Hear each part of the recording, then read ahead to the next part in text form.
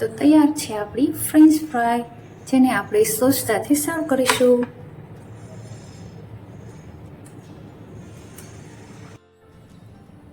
આજે આપણે બનાવીશું ફ્રેન્ચ ફ્રાય, જેના માટે મેં 4 મીડિયમ સાઇઝના બટાકા લીધા છે. એને આપણે છાલ ઉતારી લઈશું.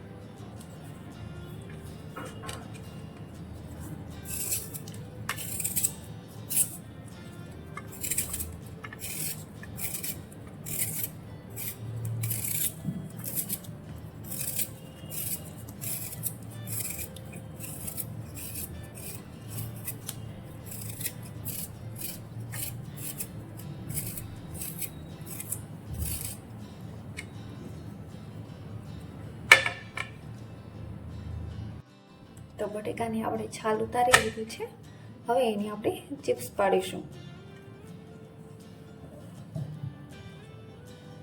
એના માટે મેં મશીન લીધું છે, એમાં આપણે ચિપ્સ પાડીશું.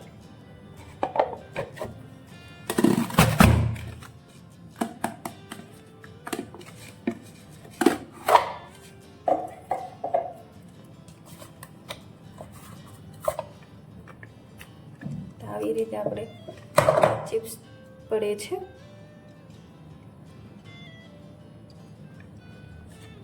આવી રીતે આપણે 4 બટેકાની ચિપ્સ પાડી લેશું અને પાણીમાં નાખી દેશું, ઠંડા પાણીમાં.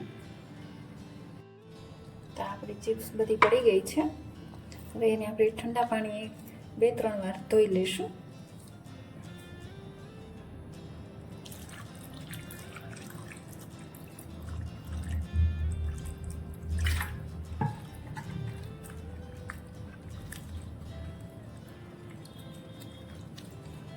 અને 2-3 વાર ઠંડા પાણીએ ધોઈને કોટનના કપડામાં કોરી કરી લેવાની છે.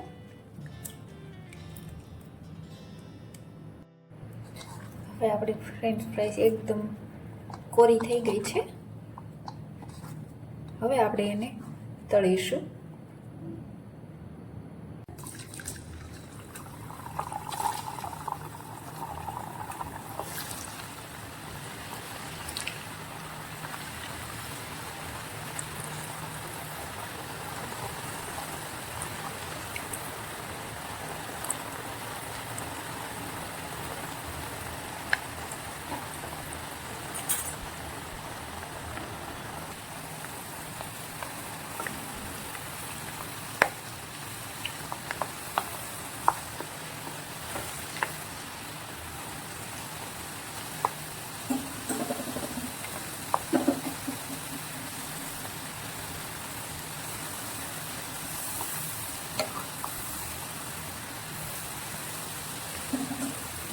ગોટા ઓછા થાય ત્યારે સમજી લેવાનું કે હવે ફ્રેન્ચ ફ્રાઈ છે તળાઈ ગઈ છે.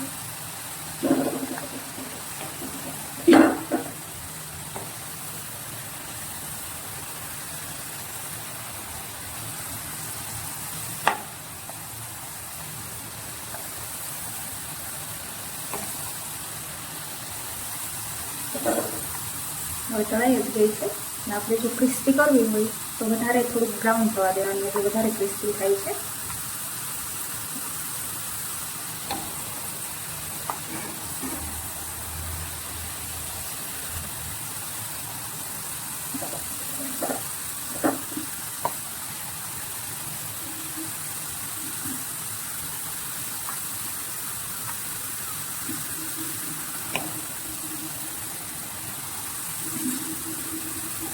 તો આપણી ફ્રેન્ચ ફ્રાઈમાં તળી ગઈ છે.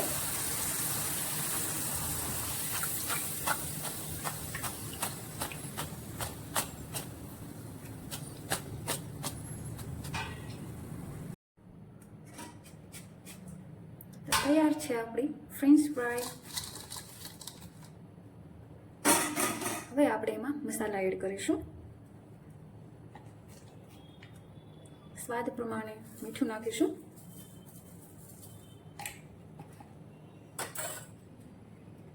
ચટણી નાખીશું. વધારે ઓછી કરી શકો છો તમે.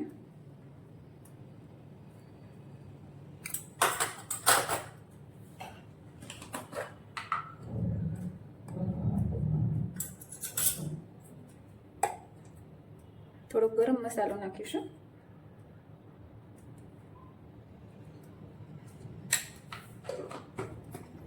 હવે મિક્સ કરી દઈશું.